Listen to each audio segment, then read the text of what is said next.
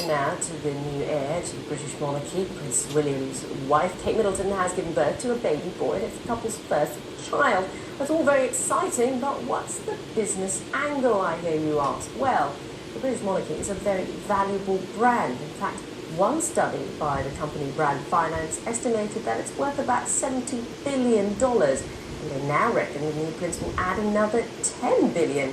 Well, earlier I spoke with Samir Dixit from Brand Finance to find out how he arrived at that eye-popping figure.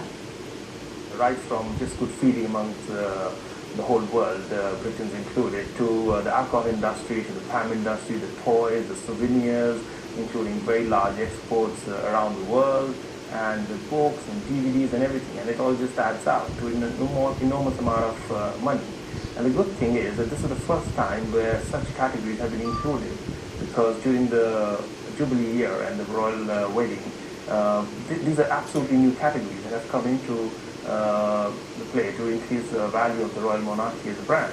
Right. And indeed, according to the Centre for Retail Research in Nottingham, they put out a whole bunch of statistics. They're saying some 3 million bottles of champagne and sparkling wine is going to be consumed.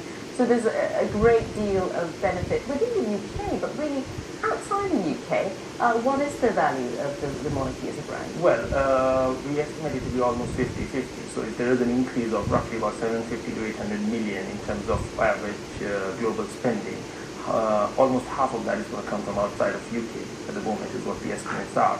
But it's just the first day, so who knows where it's going to go. Right, and in fact, when you carried out this research, quite extensive research last year, you basically measure the value of the royal family, in part by looking at companies that use royal warrants, coat of arms. I mean, explain exactly how you come up with this 80 billion number. Well, we look at both a mix of tangibles and intangibles, and of course royal warrants are the brands that are consumers using as much as the royal family. And today there are over 250, 280 royally warranted brands, and that number is going to swell up, really become a very large number going forward. So we look at the value of what the contributions to the economy of Britain. As per the latest estimate, it's almost 1.9% of the GDP of Britain is actually the value of the British monarchy as a brand. Samir Dixit there from Brand Finance, and in this edition of Asia Business Report, I'm Sharon Jit Mayer in Singapore. Thanks for watching.